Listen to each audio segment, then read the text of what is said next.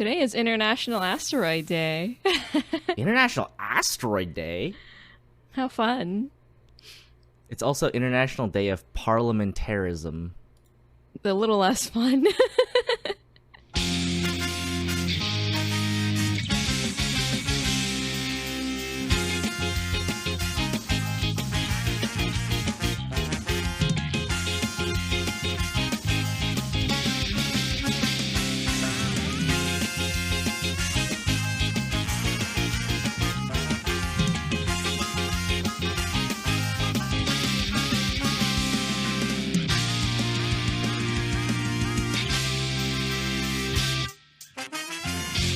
Hello, everyone, and welcome back to the Atcast, a podcast for the study of modern visual culture. I'm your swan devil, Renu.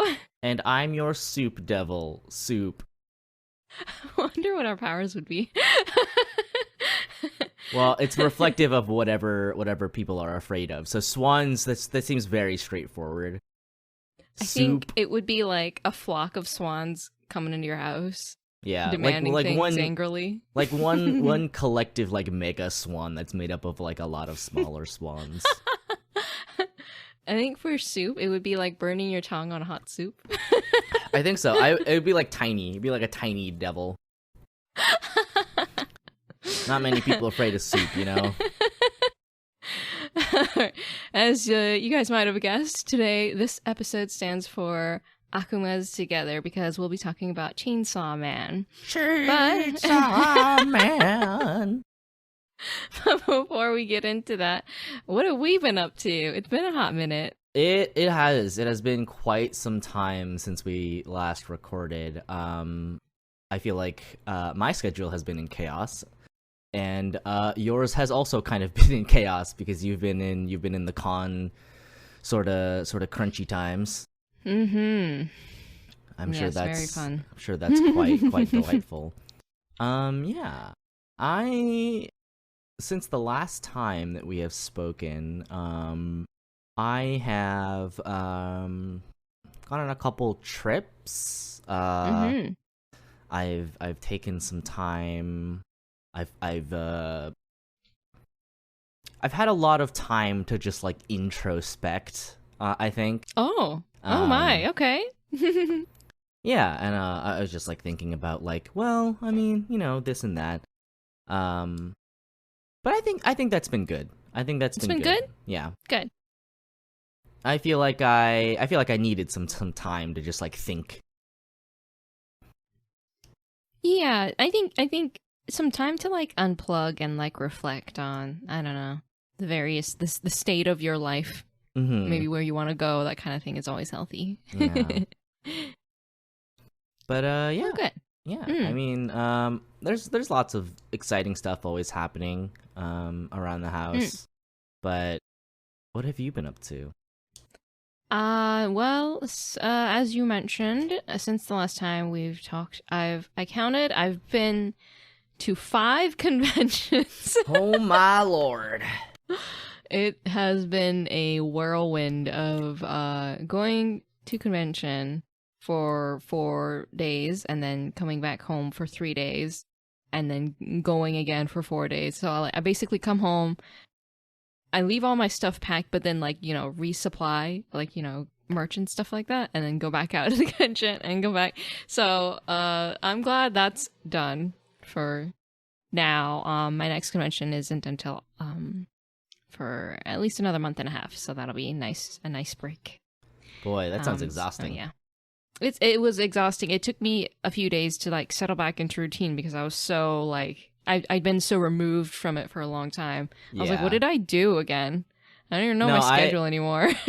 I completely understand. Like even like just going on one trip, I get back and I'm just like, what do I do again? Yeah. So that's basically it. Nice. Yeah. Mm-hmm. Okay. Well, shall we just get right into it? Shall we talk about Chainsaw Man? Yeah, man, I've been waiting. I'm excited. Yeah, I feel like we've pushed recording this like back so many different times because I'm just like Well, like I just want to think about like this thing now. And now I want to think of that thing. Like a lot of it is literally just like reading it and just being like, well, I want to talk about this too. And like trying to untangle the sort of mess that is Chainsaw Man, cuz like it is so complicated and so straightforward at the same time. It's a very like dense web. Like I think the through line of it is pretty simple, right? Like you have a pretty clear through line of Denji's progression, but then everything else around it is like very, very tangled. And it's really interesting. I've been looking forward to this discussion because I wasn't even sure how we would break it down. Yeah. I wouldn't even know where to start. So I think we just pull on a thread and we follow it. The thing about Chainsaw Man is that it is like eminently readable. Like it's really easy just to like plow through 100 chapters of it. Mm-hmm. Yeah. And at the same time, it's like when you dig down into it, it's so hard to actually get an idea of like what any of it means. Yeah.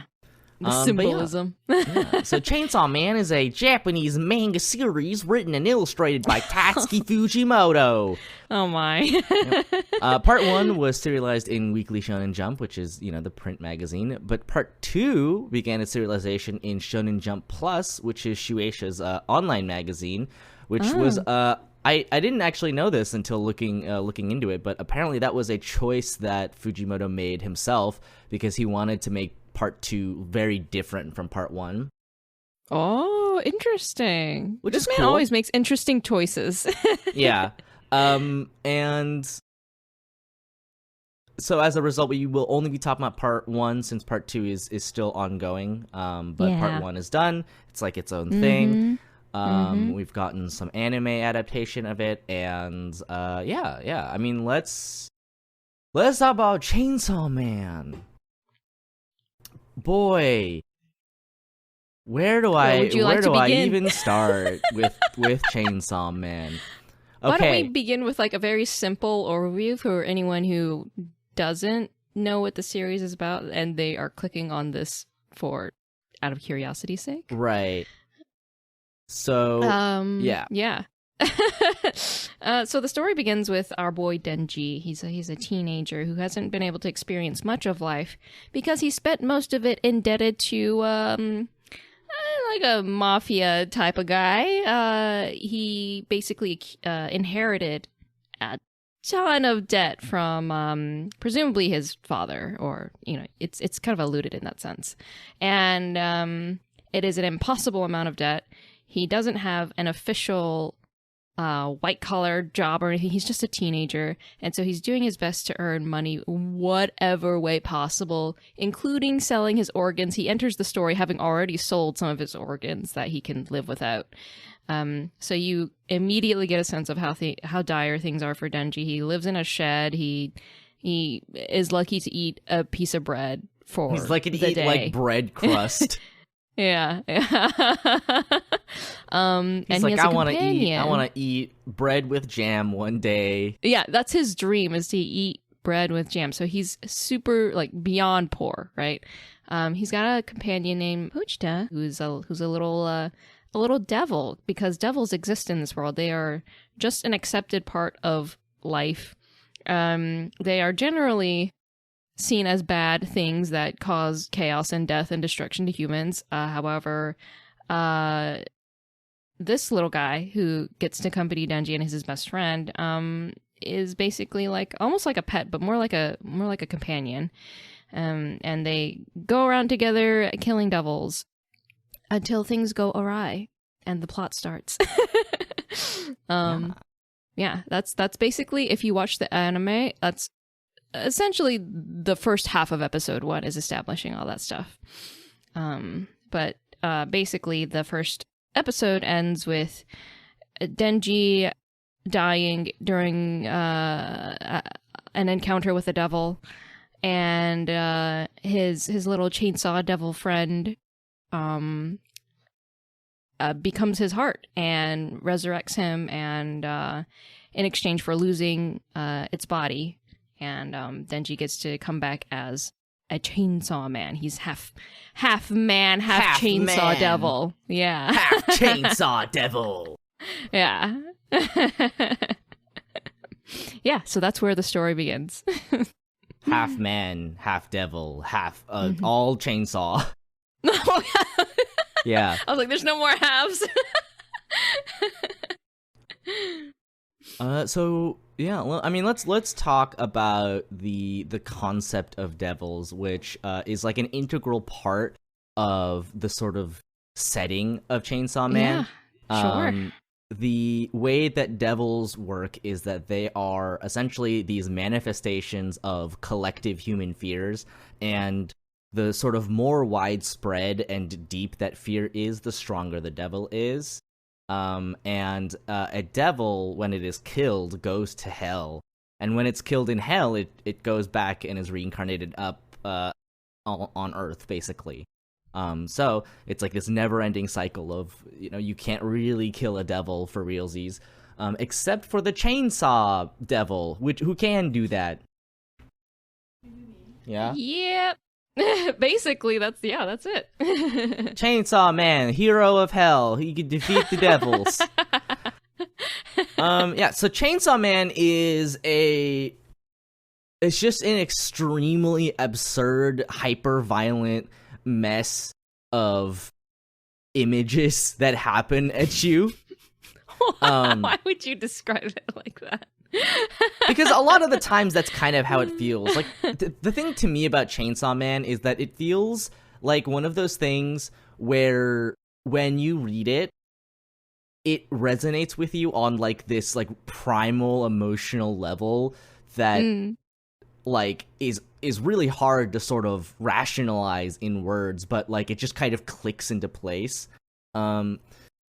So Tatsuki Fujimoto notably doesn't have any like formal training as either an artist or a mangaka. Really? Oh. Yeah. The only sort of like art adjacent thing he's ever done is he took like a class on, I think, making like ceramics or something like that, or maybe it was like oil painting or something. But he's just like, yeah, I regret doing that. But it's really interesting because as somebody who's not formally trained, you can kind of tell that the style of his illustration is a little rough around the edges. It's not necessarily as polished, but I think that's actually part of the charm of Chainsaw Man in a way. Like, I think it really works for the kind of story that it is. It's like hyper violent, really wild sort of story. I'm not sure that it would work with a more polished, clean art style, Yeah, I'm curious now how he ended up getting his debut and everything. I think I need to look into some more interviews about that kind of stuff, because if he's not gotten any formal training, then how did he break into it, Yeah. I agree. I think he basically just like submitted some stuff to some contests and he won. You can read a lot of his one shots online, and then his first serialization, Fire Punch, you can also find somewhere. Okay. Yeah, and in those you can really see the kind of like you get kind of an idea of like who Tatsuki Fujimoto is, sort of as a person, as this like deeply weird man. And Chainsaw Man, honestly, in comparison to a lot of the other things that he writes, is like honestly in some ways like more tame, because he is writing for Shounen Jump, right? And in interviews he's talked about how when he made Chainsaw Man, he wanted to make a story where the characters were like shonen characters, but the sort of story and vibes were as close to what he wanted to do as possible. And I think that really shines through, because like Chainsaw Man is like literally nothing else. It's so interesting because, I mean, I think on the one hand people are fascinated by the way this man thinks, because the story, it has a few tiny like callings to other stuff that might be recognizable, but by and large the way that the story twists and turns and pushes forward is so unlike anything else that anyone's ever seen. And I think I like that you brought up the fact that he was kind of like tied to the fact that he's being published by Shounen Jump, because the immediate like outset of the story, you have it's almost like Naruto, like in the way that the group is assembled, right? Like you got your star, blondish character. He's kind of like an outcast, right? He's an outlier of the group. And then you got your pink-haired girl. Well, she's not pink in this one, but she's kind of pinkish. And she's rather assertive and, whatever. And then you've got your, like, Sasuke kind of character who's very brooding, right? And then, of course, you have, like, your mentor. But, like, Chainsaw Man is so, like that's the only, I feel like, comparison I would say that I could immediately draw to any other Shonen Jump series. And then it just kind of, like, immediately veers off in its own direction. Yeah, it's really... fascinating. I feel like I read some kind of comment by him saying like, why do people like my series when it's just a ripoff of like Jujutsu Kaisen and Dorohedoro, something like that. Like, he was being very modest about it, but he was also being very joking, like, why? Like, actually, why? Yeah.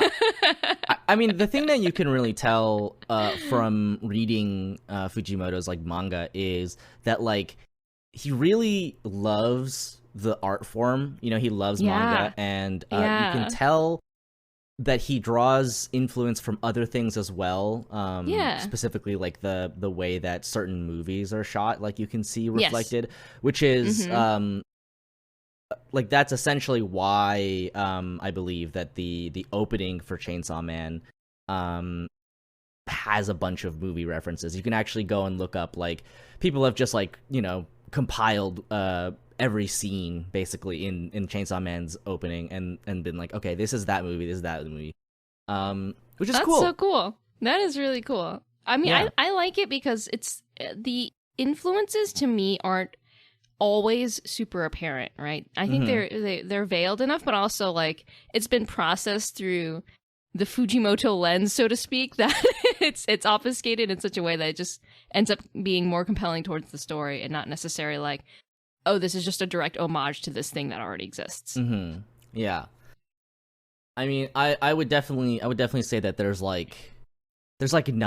nothing quite like seeing the way that Tatsuki Fujimoto interprets certain characters and certain archetypes. Like he has sort of, he has Denji as like this kind of main character, sort of protagonist, right? He's like literally like an underdog, right? His heart is part dog.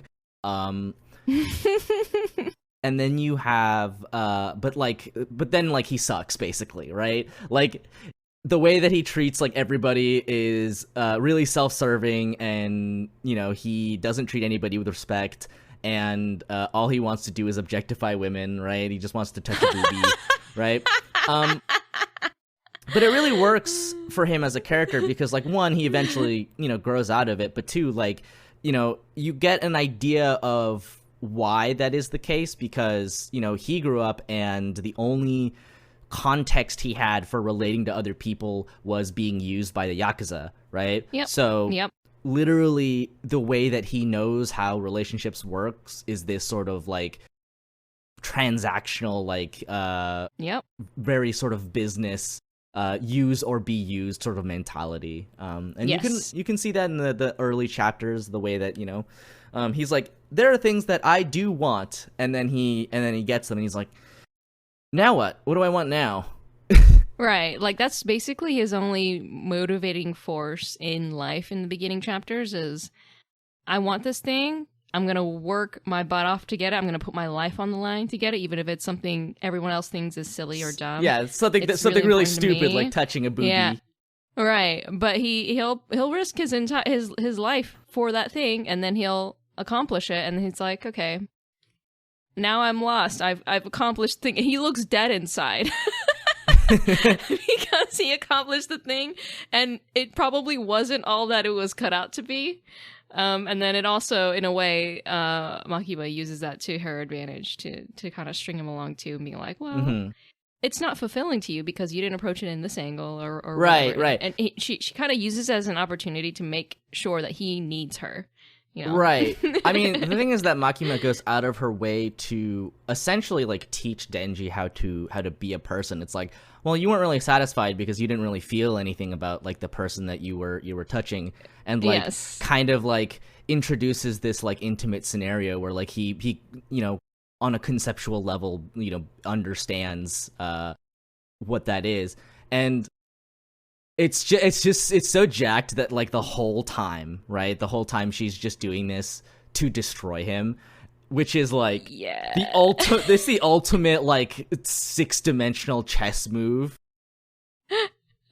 We were watching the anime. I hadn't read the manga yet, but Soupy had. We were watching those scenes between Makima and Denji, and I was like, wow, I wasn't really expecting a lesson in intimacy to happen in this anime, and yet here we are. And then later on, we read. Well, I ended up reading the manga, and I'm like, oh my god, I was just say you have seen nothing. You have seen nothing. The way that Chainsaw Man sort of ties intimacy and violence, is like it's so entangled that it is impossible to untangle, right? Like, obviously there is like just there have been a lot of quotes about I don't remember who this quote is from, but somebody was talking about how in sort of Asian movies there's like this like there's like this intimacy in a knife fight because like, you know, people don't really have guns, right? That is not present in like a gunfight, right? And that's sort of immediately set up in the, you know, in the premise of Denji is the Chainsaw Man, which is like the most intimate way of being a knife, right? Because it's like a knife is like, you know, you stab it into somebody, but like a chainsaw is like you really sort of get in there and you sort of dig stuff out. Well, you rip them apart. Right, exactly, right? And Chainsaw Man is hunting the gun devil, right? So it's like you have these juxtaposed poles of like, you know, the ultimate intimacy versus, you know, the ultimate what's the word? It's apathy, right? Yeah. Yeah, I would say so. I think that's a pretty common thread in their interactions throughout. It's the Gun Devil is its reputation is known for it exists for a couple of seconds and millions of people die, and that versus Chainsaw Man who like gets in there and individually kills every, you know, devil he comes across.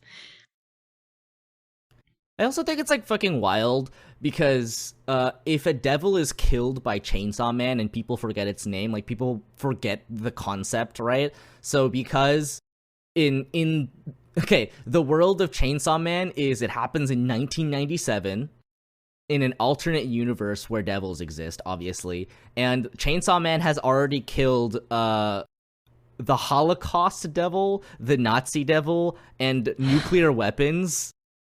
So they just like don't exist anymore. We just needed a chainsaw this whole time. Right, and he also partially kills the War Devil, but not all the way. So what happens is that the concept of war still exists, but nobody really gets into wars anymore, which I think is kind of an interesting way to look at it. Yeah, I would say so. Yeah. The state of our current world is thanks to Chainsaw Man. Right. I think there's something really interesting about the idea of like devils just being this like literal manifestation of like human fear and human nature, and like the inability to ultimately do anything about it. Like it will always come back. You can't really overcome it. Like you can survive it. That's about it, right? Mm-hmm. And then there's kind of something else about like why the chainsaw? Why is it the chainsaw? People always want to know why it's the chainsaw. I don't know, actually. But if I had to hazard a guess, I have seen some people bring up that the chainsaw was sort of invented as a medical tool, or like the predecessor to the chainsaw, right, was invented as like a medical tool. And I don't remember if this is like actually true, or if this is kind of one of those like, folk tales about the invention of something that is like, only like partially true. But I'm willing to believe that it was like the chainsaw was made for like medical processes before essentially being phased out for other sort of things. But apparently the thing that it is like really known for in that space is to assist in giving birth to children. Huh? Okay, back in ye old days, ye old 1700s, Yeah. cesarean sections didn't really exist, and the only way to give birth to a child was through the canal. Yeah. But if the kid gets stuck, then there's only one thing to do, which is to widen the canal, which is it's really unpleasant to think about. To chainsaw the woman open? Yeah, apparently it was more efficient than whatever they were doing before with like a scalpel or whatever. So, I mean, I guess birth mortality was, it was back when it was very high. oh yeah. Before the advent of modern medicine, people were just doing whatever. Yeah. All right. I don't know if I needed to know that today, but thank you. Yeah, there's your fun fact of the day. Whether it's true or just sort of myth, that is a potential explanation thematically, but it's there. Yeah, I think for me, I mean, at least when I was trying to think about why the chainsaw is such a strong symbol in horror mythos, right? Whenever you come across someone in a horror movie or in a haunted house and they got a chainsaw, it's automatically huge bad news. I mean, that's one of the reasons why, like, Resident Evil 4, for example, is so freaking terrifying. It's because you've got a bunch of people with chainsaws running around trying to chop your head off. Mm-hmm. And because devils in this world are powered by how afraid people are of them, that it's why the gun devil is so powerful, why the chainsaw devil is so powerful, all this kind of stuff. And I I like the idea of the fact that it is weirdly tied to birth. The most violent form of birth, but also intimacy and right. But yeah, in the most painful and terrifying way. I mean, that's really, like, if you break it down, right, thematically, that might be the most, okay, well, not the most intimacy, but like, I'm gonna talk about that. But like the idea of this is a device created by humans for the express purpose of helping humans give birth, right? If you just sort of zoom back and you really don't think about the grisly details for a second, it's like, it is kind of one of the most human things imaginable is the idea of, we can get through this, we can bring this life into this world unimpeded. Now, obviously, the way that happened was, it sure was. But I mean, even when you factor in the sort of like grisly details of it, like there is that sort of violent intimacy. There's this, the intimacy that is, inextricably tied and tangled with violence. And like, obviously, if you think about violence from the perspective of it just being, like physically causing harm to people, it's like, obviously a lot of people think that's the only form of violence, right? And obviously it's not, right? There are plenty of other kinds of violence, systemic violence and emotional violence. Like, these are things that do not directly harm your body, but do affect you. And And so the sort of like definition that I've heard that I think is interesting is that that violence is the removal of another's agency, which is interesting. I think that's a more broad way to look at it that I think is a little bit more useful. But you know, it is one of those things where like being alive and a person in society means inflicting violence upon other people, whether you intend to or not, right? So ultimately, when you boil it down, like all interaction is violent on some level, right?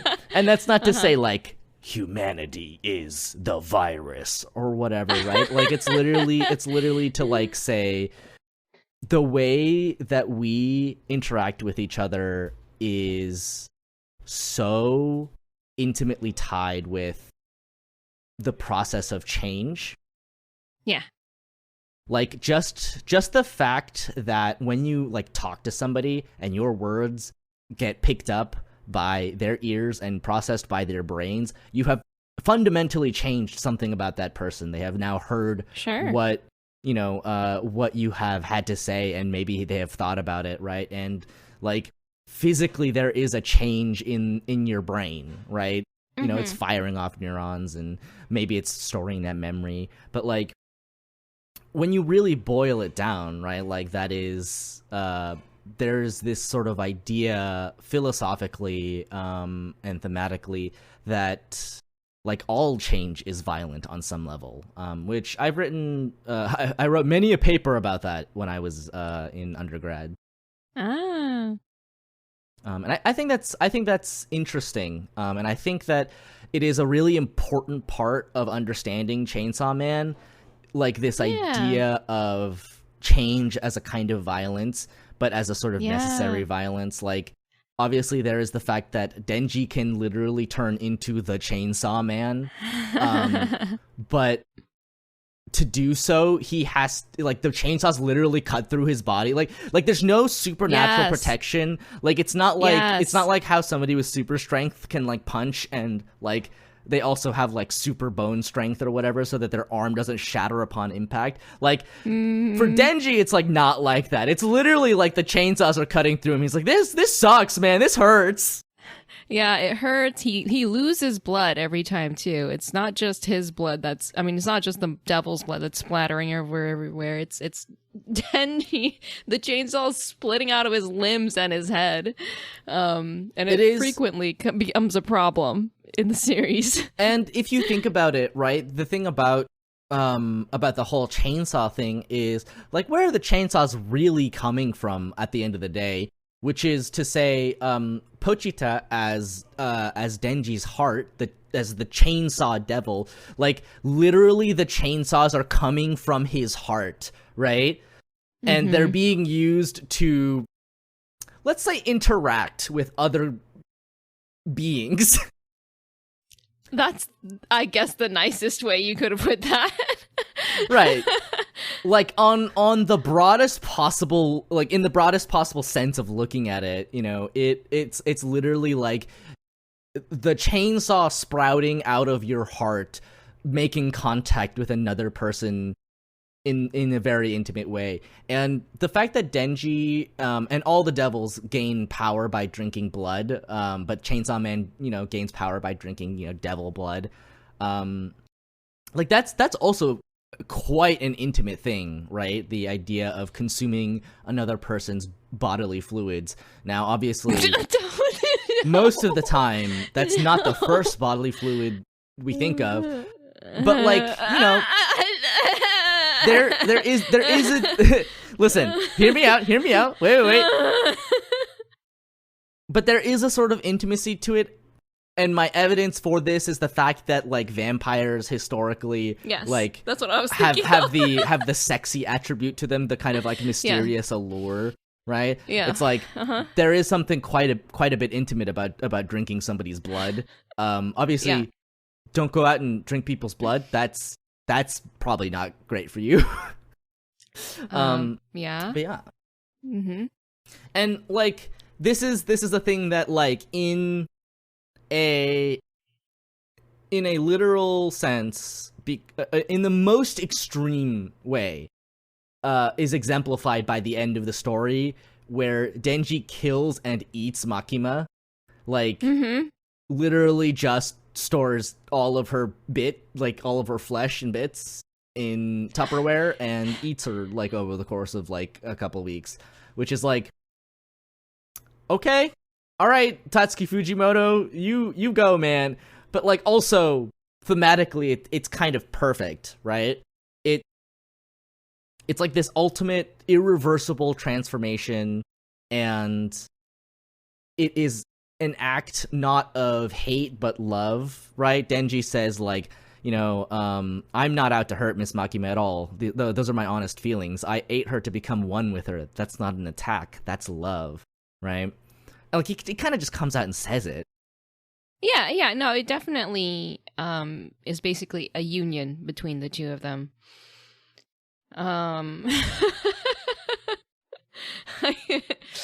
I completely lost whatever I was thinking of because of the way that you eventually led up to vampires. I was like, yeah, vampires, and then you were like, bodily fluids. Listen, blood is a fluid that is in your body. You could have just said that it's like vampires, and you went about it in the most uncomfortable way. Listen, you have to deal with the uncomfort to talk about intimacy. There's no way around it. No two ways around it. Anyway, Chainsaw Man's kind of a sexy comic.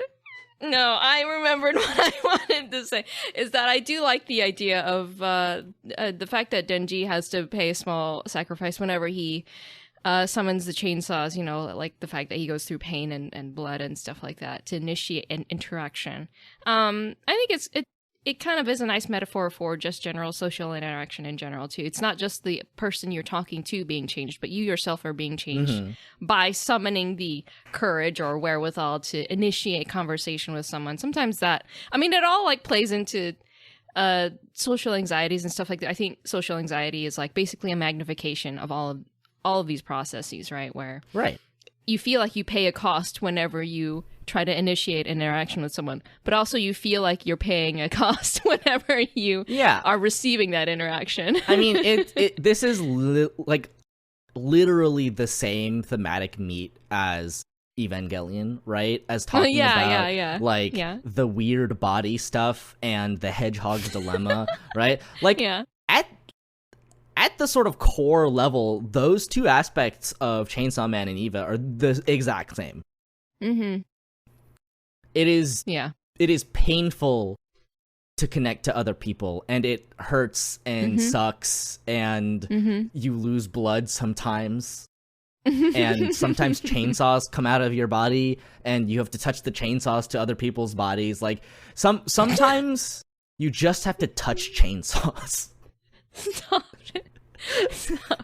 No, it's only... There's no chainsaw, so it's one chainsaw to one meat devil. Anyway.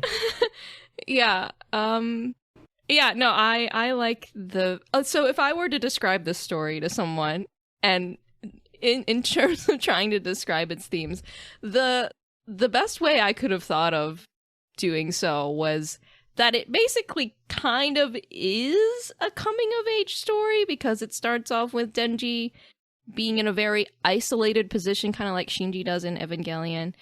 He has a very skewed viewpoint of life. He hasn't really experienced much of life in that sense. And then his world, like, very rapidly, broadly, violently opens up.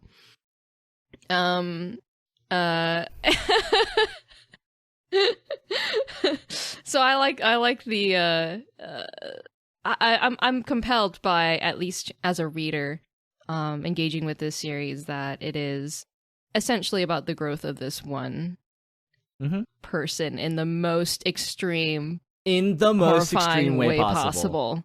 Yeah, and on a technical sense, I think that's one of the reasons, at least why I am drawn towards Fujimoto's way of storytelling, is because he takes that rule of thumb in writing where sometimes people take this approach with writing where they take a scene and they're like, okay, what is the way that I can drive this scene to like from a 2 to like an 11 in terms of like the drama Right. and what I'm trying, the themes that I'm trying to express, right? Like he consistently nails that again and again throughout the series in ways that, you know, supersede your expectations. Not that he's trying to subvert them or anything. He's just trying to tell the story in the most Chainsaw Man way possible. Yeah. Yeah. I would agree, and I would say that Tatsuki Fujimoto has this sort of really interesting way of telling stories. His manga is really good and interesting to read because the paneling is so it's like it works, but it's also kind of odd, right? Like it doesn't quite look like what you would expect, you know, like a Shonen Jump manga to look like. It uses like a lot of these like square panels, but the sort of cadence at which they are placed and the way that your eyes scan over the page, like honestly makes a lot of the jokes like way funnier. And Fujimoto has this like really dry sense of humor where like the dumbest shit happens and it's just like Denji's face, and then like Denji's face exactly the same but like slightly different. Like there's the one scene where when he's out drinking with the public safety, devil hunters, where it's like do you want to kiss me, right? And he's like, yes. And then Makima's also like, do you want to kiss me? Like, yes, right? And it's like the exact same face. The other one that I was thinking about was the in the bomb like devil arc when he's like sneaking into the school with Reese, and she's like, yeah, jump into the pool with me, and he's just like, no, I don't think damn it. And he's like, it's like literally the same pose, but now he's like naked. It is the kind of humor that resonates perfectly with me, like this really dry deadpan humor. Yeah, it resonates in the way of like he's a teenage boy sense too. Like, yeah, I feel like of course he's gonna go after the naked girl or whatever. Right, exactly. And I feel like there's something very raw about the way that Fujimoto makes manga, because there is so little there's so little artifice, I guess is kind of a way to put it. I'll try to think of a better word for it, but like the thing is that traditional methods of storytelling obviously tend to exist for a reason, and the sort of established way that some stories are told, they exist because they're effective. But I think in not being traditionally trained, but also kind of understanding, like sometimes when you're kind of an amateur artist, it's really easy to feel constrained by your lack of technical ability, right? You can feel like it's a detriment to your ability to tell, to relate the kind of feelings that you want to relate. And I feel like with things like Chainsaw Man and like this One Punch Man and Mob Psycho, like one stuff specifically, I think there's like you get this real sense of people who don't have the formal training, but that doesn't bar them from telling stories in the way that they want to, and they're better for it in a way. Like Chainsaw Man is like very raw in this sense that it kind of like digs its way into your brain and you're like thinking about it before you realize it. Like there is the saying that I know some writers that use subtext and they're all cowards, and I would say that Chainsaw Man is hypertext. It's not like text, it doesn't say it out loud necessarily, but like it beats you in the face with it. before you realize. Like it is literally lodged inside your body. What I like about it and I like that you kind of like worded it that way, is that it's hypertext, but it doesn't treat the audience like they're stupid. And I feel like that's so important because, yeah, on the one hand, you can beat your audience over the head with the themes that you're trying to express. But you run into like the pitfall, or I guess like the habit that maybe worse writers might come across. It's like, well, now I want to over-explain everything that I'm doing, right? And that's part of the hypertext. No, it's not. No, it's you treating the audience like they can't somehow understand the themes that you're bludgeoning them with. Chainsaw Man, it displays its themes visually, thematically. It plays out in the story well through the writing. It doesn't need to explain itself, and I really, really like that about it. Because yeah. Sorry, go ahead. I almost feel like in a way, it's not that Chainsaw Man like treats the reader like they're stupid. It's like it treats Fujimoto like he's stupid, which I think is kind of hilarious. Like, like the thing about Chainsaw Man is that it's like really thematically dense, but like never like says anything about it really. Other than like a couple of lines at the end, about like, that's not an attack, that's love, right? Like that's about the closest Chainsaw Man really gets to showing its hand.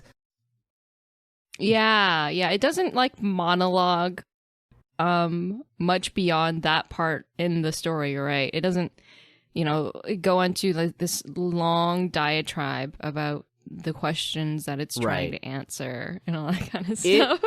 It really feels like something that works for both, like works for somebody no matter what their sort of age and maturity is, because like, if you're younger and you're not going to pick up on these themes, then that's fine, because there's lots of explosions and blood happening on the page, and on some sort of level you're kind of feeling that resonate with you, right? Like it's kind of like when kids watch like Power Rangers or whatever, and then they copy all the moves. They're like, yeah, huh! Right? It's like they understand on a sort of like empathetic level they're imagining what that feeling of contact is like in a certain sense, right? And I think that's part of why that exists, because it's fiction is like one of the ways in which we are able to have experiences outside of our normal experiences, right? We don't get into fistfights every day, but we sure do watch a lot of people fighting each other, right? Yeah, Kazuma Kiryu. Yeah, Kazuma Kiryu.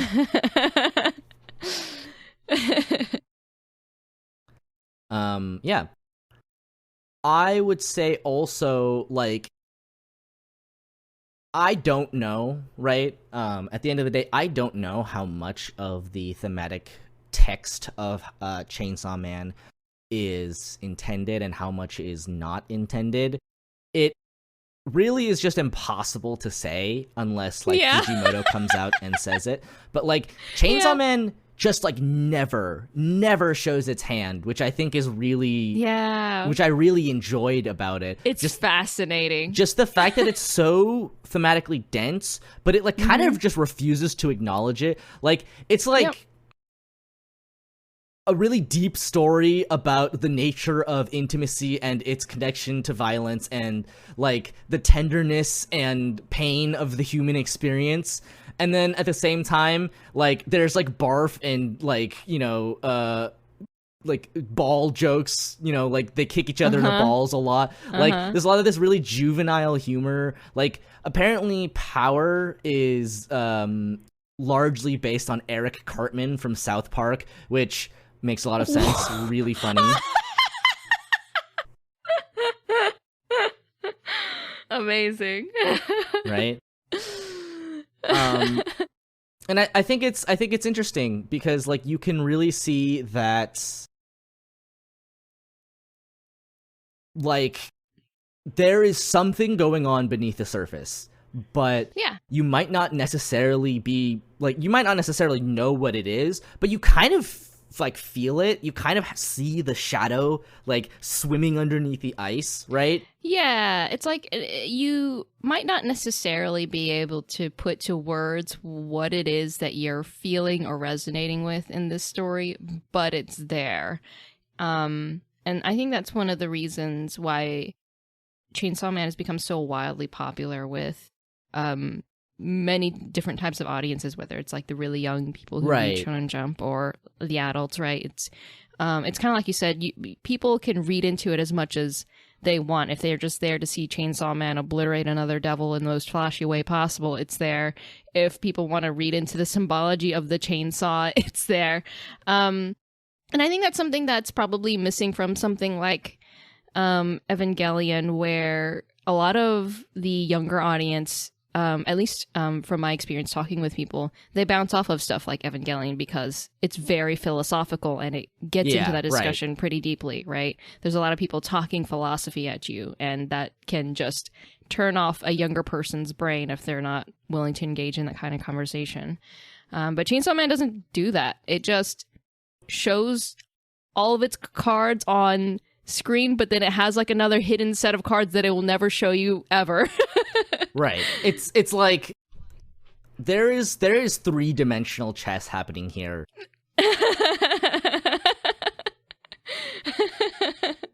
You could read Chainsaw Man and you would just read this story of this like weirdo man, like this weird kid that can grow chainsaws out of his body, and he fights a bunch of cool devils that also have like, you know, cool devil powers. And that can just be the end of it, right? Yeah. But then there's so much interesting text to dissect in Chainsaw Man, because I think that the characters are set up to be these shonen characters, but at the same time, the interactions between them are like literally anything but. They're so complicated, they're so nuanced, they're so interesting, right?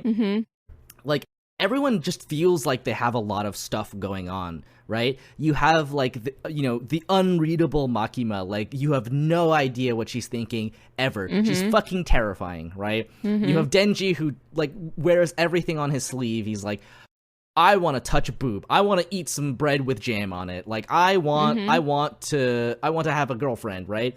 And it's the process of him like learning to have those desires, learning to become a person, and how to navigate that while also learning to be like a person in society, right?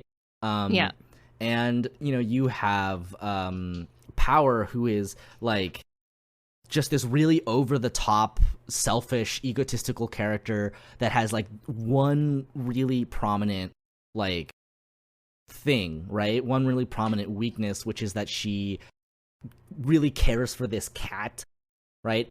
Like the only thing she really cares about is this cat. The sort of like tenderness, right? The warmth of blood rather than the cooling of like blood spilled, right?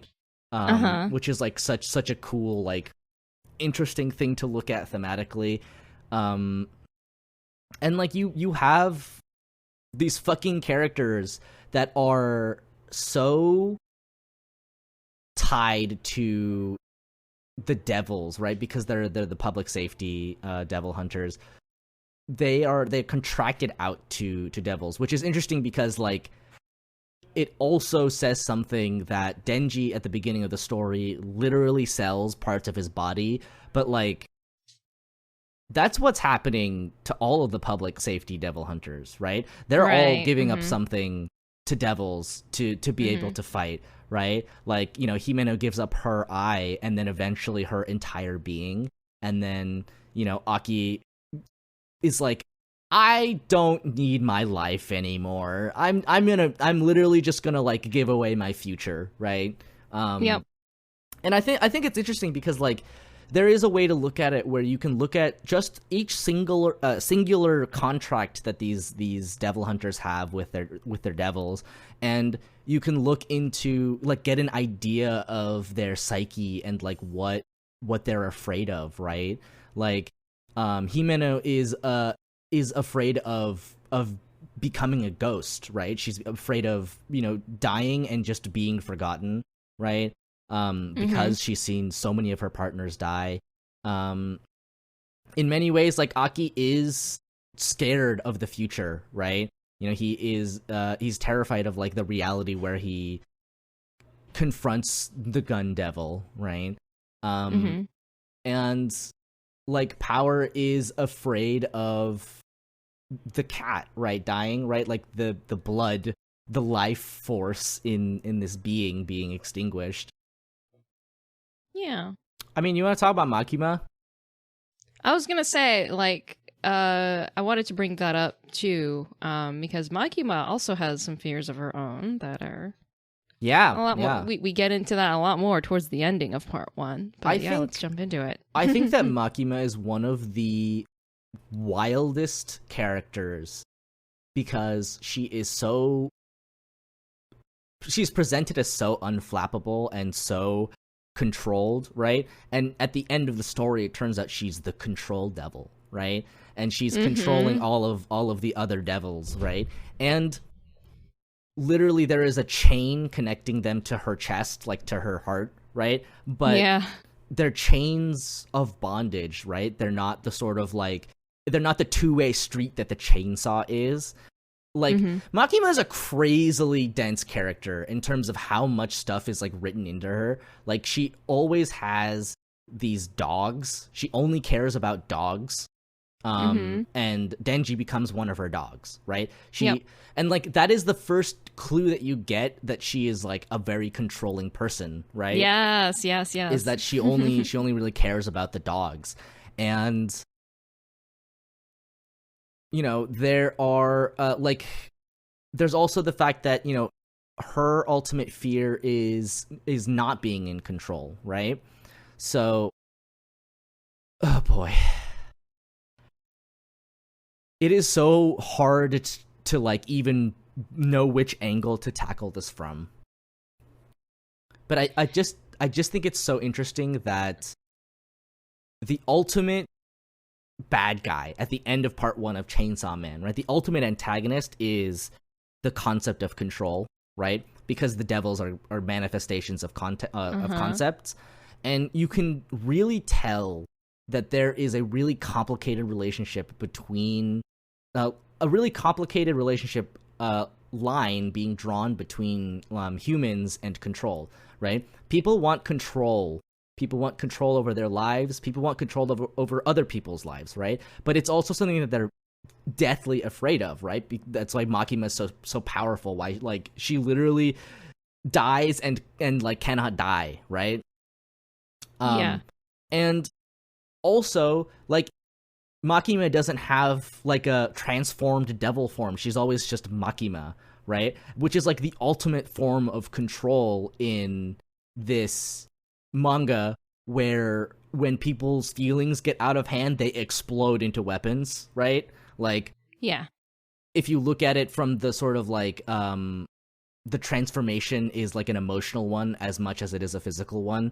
Like, it's very clear that, Makima is somebody that dislikes, losing control, because she never falls into that, right? And you see that with every other devil that Denji ends up fighting. The Katana devil, he has something that he really cares about. Like, he's like, you killed my grandpa, I loved my grandpa. And it's like, your grandpa was a dick, but like, I get it, right? And you have like the bomb devil, who, like, when she transforms, it's like in this really complicated way where she's like so entangled in her own feelings and in Denji's feelings, and they're sharing feelings in ways and also like not, and also like they like each other, but also it's complicated, right? Yeah, definitely. I really love the way that this story treats the relationship between Denji and Makima, because in that sense, you can think of it as Denji's relationship with control. He's kind of been under someone's thumb like all his life, right? Like when he enters the story, he's under the debt of this mafia guy who's like telling him what to do, and he's stringing Denji along, and then he comes under Makima's control, and she's also stringing him along. But then there's like the seduction of control, right? It's the attraction to authority, to, you know, having it easy, right? You listen to what I say and I give you what you want. I gave you bread with jam on it. And then in the end, and it's almost like a Persona 5 kind of vibe to it. He's a teenage boy. He's going to go out and he's going to defy authority. And that's like the one of the like climactic themes of it is Denji rejecting this control that has literally shaped his life at this point. She's formed all of his relationships, all of his personality essentially, and he's rejects it. Right. And that ultimately ends up being where Makima loses control, right? She can no longer control Denji once he's like become a fully formed person, right? Like now that he's completed his transformation from, you know, like Yakuza slave boy to Chainsaw Man to Denji, right? Like he's able to break free. And I also think it's really interesting because so one of the things that really interested me the first time that I read was the really noticeable gap, right? The gap between like really climactic, you know, exciting things happening, and then suddenly Denji's like in Makima's apartment, right? And that leaves people really confused, right? Because it feels like you missed a couple chapters.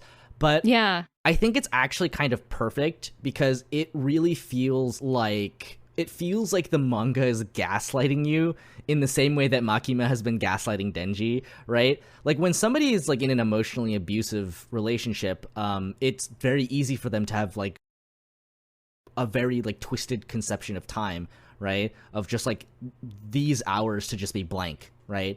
And that is like basically what that feels like manifested in this like, wait, I was just, where am I?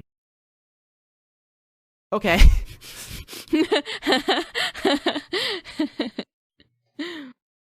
I also I love the way that you know, like physically that there's a height difference between Denji and Makima, right? Denji's taller than her because he's she's just a little shorter than him. But the way that the visuals play out, at least in the manga, I haven't caught on. I haven't done a rewatch of the anime to look out for this, but so generally when there's like a difference in power, right, the person who's in charge is looking down on the person who's inferior to them, right? And so in a lot of the scenes that Fujimoto structures it this way, I would imagine he does it intentionally, but it could also just be the way the story played out, is that most of the time Makima is in a position where even though Denji's taller than her, she's somehow looking down on him. Right, yeah. She's physically above him. Yes, she's standing, he's sitting, she's sitting, and he's somehow on the floor. Right. Like, it's just, it plays out that way, and it isn't until, like, the end of the series where she is a little girl and he's, you know, he's Denji, that he actually is able to look down on her. And I love it. Yeah, and like, at the sort of core of it, right, this is one thing that it's like the only card that like Fujimoto plays, which is like just outright saying what the themes are, like in the text. Like that's just text, right? You know, the control devil, she always wanted to form equal relationships with others. She could only form relationships through the power of fear, so she always longed for something like a family. That's the kind of world she wanted to create, even if she went about it the wrong way, right? It is the exact same thematic beat as Shinji, like, you know, with everybody in his mind, like, clapping for him, right? Of just, like, in a world where you have perfect control and perfect knowledge of what other people think, right? It's safe, right? It's safe, but it is also completely detached from like real relationships. And I think it's really interesting that, you know, Makima knows everything about Denji. She shapes Denji to be who he is. And at the end, she can't read him. Like, he surprises her. He tricks her, right? He pulls a trick. Which is like, oh, Denji. Oh, Denji, you did it, bud. You're all grown up now. It's one of the reasons why I was so surprised there's a part 2, because I was like, the arc felt finished, right? Yeah, like his character arc, Makima's character arc, they had their final confrontation. It felt like the world was gonna end if they didn't resolve things. Yeah. I would say that the paneling for sure, like the composition for sure of Makima above Denji is like absolutely intentional. And like a lot of times it's like also connected to some kind of like, you know, emotional or some kind of tenderness, right? It's like, oh, you know, he's on her lap, right? She's giving him a lap pillow or whatever, right? Or like she's sitting on top of him in like this kind of sexy way, right? And it's like it is this, you know, really almost unassuming way that she's exerting control in every aspect, right? Like you wouldn't even know it because, you know, on some level, like she really is helping. But everything that she does is part of like this master plan to eventually recover Chainsaw Man. Yeah. I also like that by the end of the series, like Denji's like, bro, this sucks. Everybody wants my fucking chainsaw heart. Nobody wants Denji. What about Denji's feelings? And you're like, yeah, what about Denji's feelings? Yeah, that's right. What about Denji? Also, I gotta say, there are some things in Chainsaw Man that are like really just kind of darkly funny. Like the fact that, you know, Denji is one of Makima's dogs, right? He becomes one of Makima's dogs in the sense that she's exerting control over him. But also, like, Pochita's literally a dog and is his heart, so he's literally a dog. He's literally part dog, right? And then, like... dog at heart. Right. And then there's something, like, really also kind of darkly hilarious about like the fact that the gun devil is already dead and in pieces, but America contracts with 20% of the gun devil to kill the control devil. It's like the idea that America has of shooting the concept of control to kill it, to have control over control, is it's this like 8-layered joke. Like, where do I even start to untangle it? I laughed out loud when that part came up. It's like, America's contracted with 20% of the gun. I was like, oh my god, of course it's like, it yeah, is. I mean, of course, right? It's like, and in a world where devils are the primary sort of like, you know, weapon of mass destruction, right? They would be treated, you know, a lot like that. And it's also interesting because the devils are physical manifestations of fears, so it's like even less a sort of physical battle and more of like people fighting with literal concepts, right? Which is like, you know, ultimately human history kind of boils down to like competing ideologies, right? It's like ideas. It's the physical manifestations of these ideas that are fighting each other in this series, and that's very compelling. All right, just to go back to like Makima being the control devil, right? Like Makima being able to control other devils is kind of funny, and it's also this like it's this kind of statement about, you know, humanity's desire to exert control over its own fears, to have complete control over them. But at the end of the day, we're ultimately emotional creatures, and we live in a society, right? And it's impossible to remove yourself from those fears and to control them. Ultimately speaking, it like, no matter what you do, they'll always come back and they will always exist. And the world keeps turning. Mm-hmm. Yeah. And that's why we get part 2.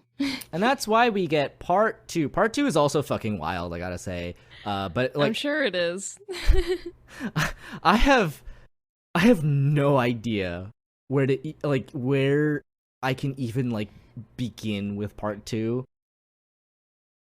And I think a lot of that is just because it's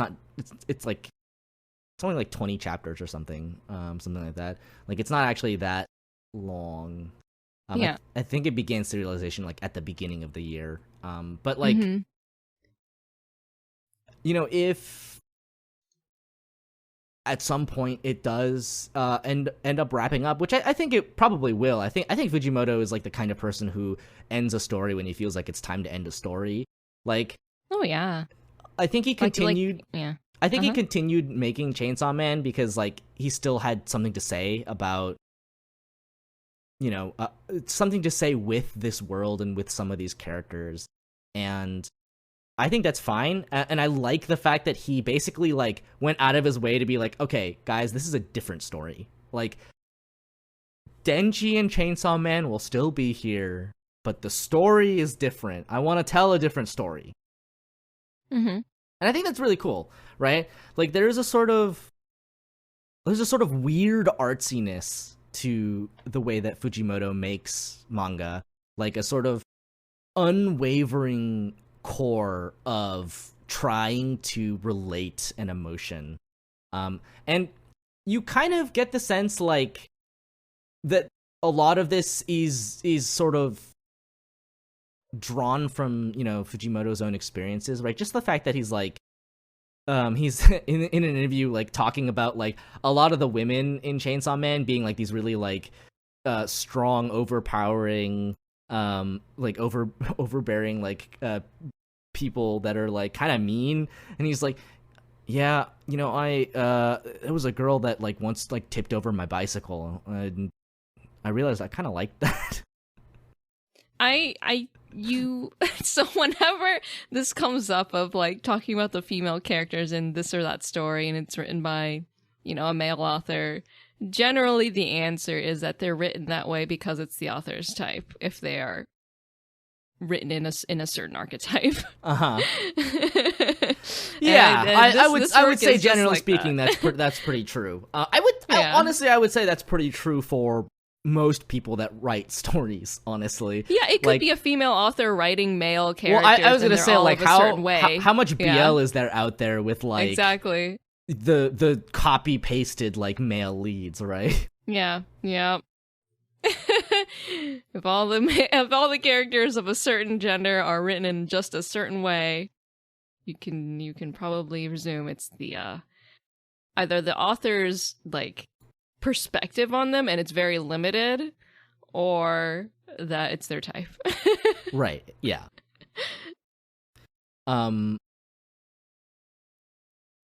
Yeah. I think that might be all I want to say about Chainsaw Man. Yeah, I mean, there's tons of different stuff that we could talk about, but I think in terms of like our general thoughts on like the thinking that goes kind of behind Chainsaw Man and the stuff that really fascinated us, I think we touched on it pretty well. Like, we're not going to touch on every single character that's in the story because there's a ton and they're all amazing. Yeah. And there's a ton of different angles you can touch this discussion on too. I will also say something that really sets Fujimoto apart is just the fact that he's so willing to make like all of the characters really unpleasant in certain ways. Like, Denji kind of sucks and he's kind of stupid on purpose. But he like learns and he grows, and all that, but like then he's still Denji and he's still kind of like he understands what like what it's like to relate to other people and to live in a society, but he's also just like, I still want to touch like a boobie though. I still want a girlfriend. Like, I want people to like me as Chainsaw Man. I want people to like me. And every character is so deeply flawed in this story. It's so funny. Like I think there is a real charm to somebody who is so willing to allow their characters to be just complete pathetic little piles of quibble, right? Like the fact that the entirety of Kobeni's character exists, and like she's quite a popular character, and it's because she's like just like such a fail girl. She's like this pathetic person who doesn't even really want to be here. And she has this job that is like, that sucks and is really dangerous, but she's also like really good at the job, but also doesn't want to do it. And she's also like one of the few people who survives. Right, she's one of the few people that just doesn't like die. Yeah. Which I think is just endlessly funny. It's like, it's so weird because it's like, she's not exactly failing upwards. She's like failing and remaining in the same spot in her life. Right. Like, nothing about her life ever gets better or particularly worse, it feels like. Yeah, like, which I think is so funny. If anything goes up, it immediately goes back down, and, like, she's back at zero. She's like, you know what? I don't care. I'm gonna quit and work at a burger joint. Oh no, Chainsaw Man is in my burger joint. Oh no, I'm being kidnapped by Chainsaw Man. I have to play DDR for my fucking life. I think those are some of the funniest moments in the entire manga. It's crazy. It's so funny. Or when Power steals her car. Yeah, Power just in general is also a really entertaining character. Just because she is also really unpleasant. She's so funny. And I love her. The way that her arc kind of ends too is great. Oh yeah.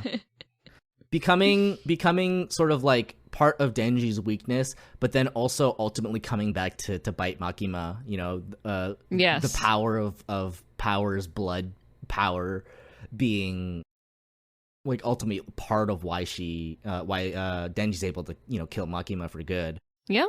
Yep. I think that's cool. I really like the relationship that Denji has with Power because like it starts in this like really kind of funny way where he's like, wait, can I touch your boob? And she's like, sure, if you help me. And they go, and she's like, all right, see ya, sucker. I'm gonna feed you to the Bat Devil. And he's like, this sucks.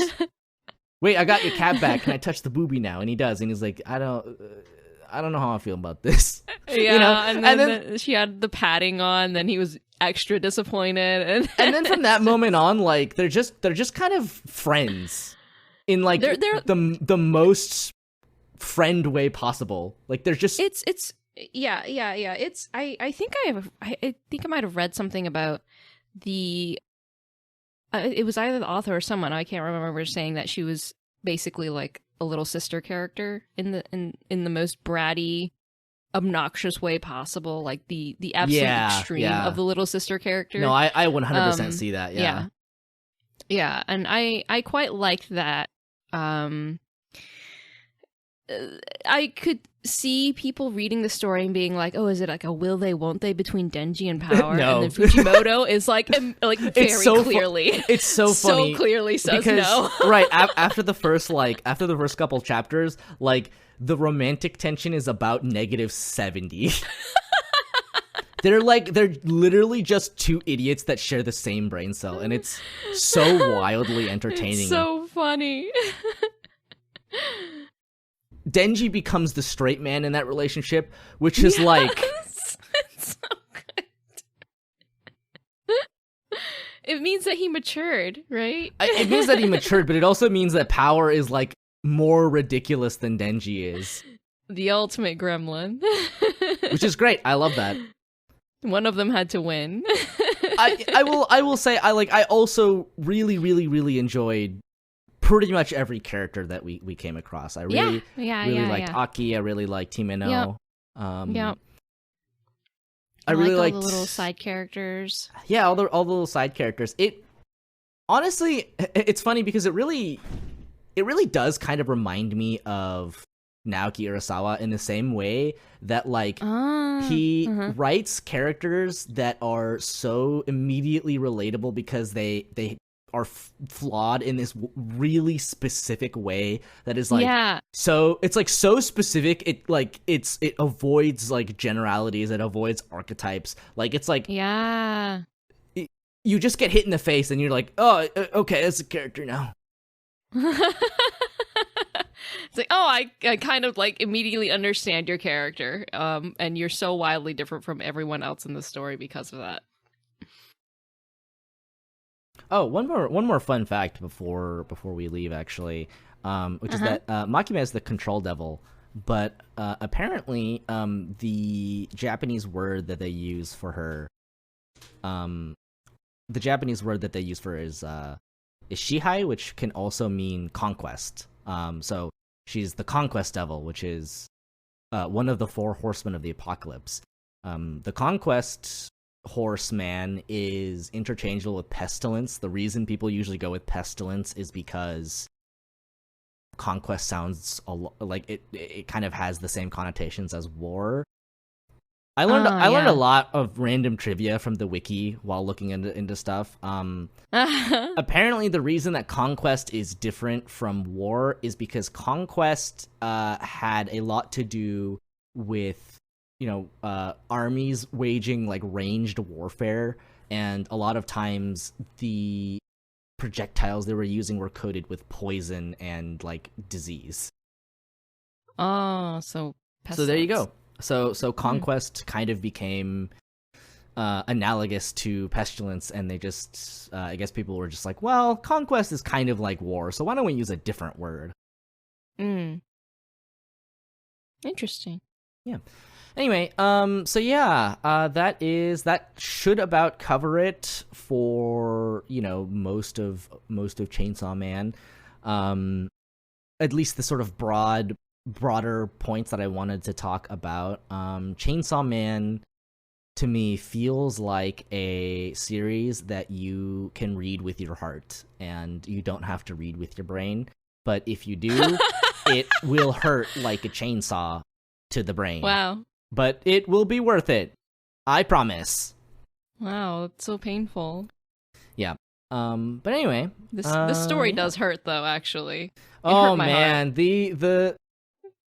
the sort of the emotional bond that that Denji has with everybody, and the way that you get so attached to every character, and man, the ending really is like kind of heart-wrenching. Like Denji's like, I loved Makima, and I still love her, even though she's really mean and she did a lot of bad stuff, and she's now gone forever. And like, honestly, like to a certain extent, you kind of get that, right? Like, you've been with these characters for so long at this point, and you've known them so strangely and so intimately that by the end, you do feel kind of this sense of loss, because everybody that Denji loves is dead now.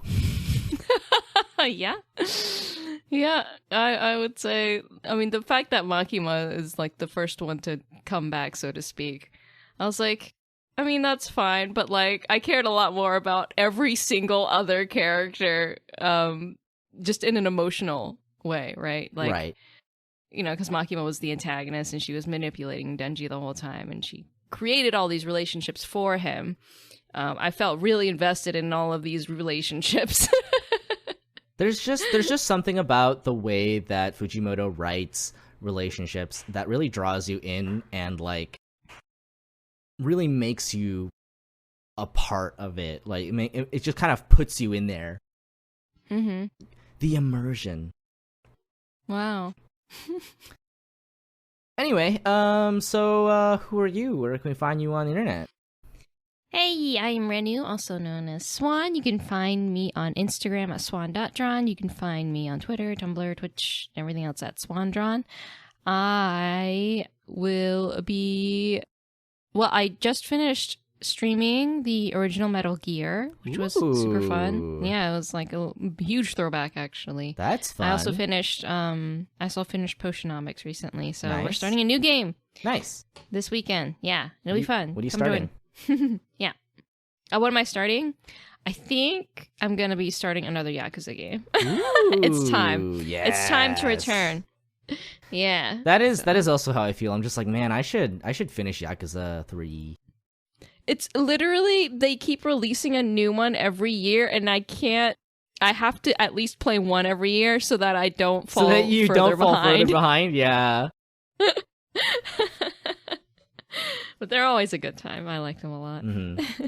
Yeah, I agree. If you're ever in the market for kind of a fun, cute strategy game, I say cute. Your mileage may vary. Okay. It's called Fuga Melodies of Steel.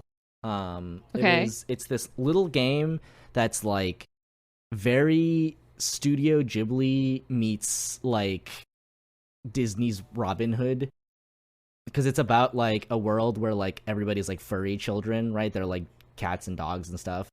But it's about these kids that are in this like World War II-esque setting, and they pilot a big tank together to get all of their parents back.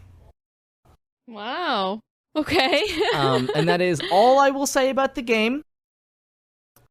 It's pretty good. I really like it. It is the game that I played immediately following Potionomics, so I remember it very fondly. Oh, interesting. Okay. And there's a Fuga Melodies of Steel 2 that I recently finished, and that was also pretty good, and had some like, I won't talk about it until you play it, but like there's like a lot to talk about weirdly in this like little like these like Studio Ghibli Howl's Moving Castle children piloting a Howl's Moving Castle tank. Anyway, yeah. Anything else that you're up to? No, that's about it. How about you? Alright, you can find me all places at Literal Soup. I am sitting here crossing my fingers, slowly awaiting the inevitable explosion, or implosion rather, of boy, isn't that topical, of Twitter. Oh, don't do that. Okay. So we'll maybe don't wait on Twitter. Go do something else. Yeah. But no, I'm pretty scarce around the internet right now, to be honest. Like, I'm really just working on some personal stuff and not really on much social media anymore. Really I'm just vibing. I'm existing. Yeah, personal projects and stuff. Personal projects, trying to keep up with the podcast also is something. Doing some writing. Hopefully I can get some more done. I think what you're trying to say is that you spent all of your time in Final Fantasy XIV. I do play a lot of Final Fantasy XIV. That is true. I get a lot of chores done now, though. Oh, okay. That's good. All right. All right. Our opening is by Sakatu Network, and our ending is by Takumakara. And the patrons we're thanking this episode are Evan Williams, backed by Mirror Test, Claire, Sean Dow, Charabel, and Dylan Boats. Thank you so much for your continuing support. Thank you guys. Especially through the content drought that has been the spring and summer seasons. Boy, oh boy, did my life really get away from me. You woke up and it was like 2 months later. I seriously feel like that. Like, actually, for real. This year has gone by so crazy fast. It's dizzying. Anyway, that's it for now. We will be back at some point with another seasonal episode, probably, and then we'll see where we go from there. Yeah. And we will see you next time. See you next time.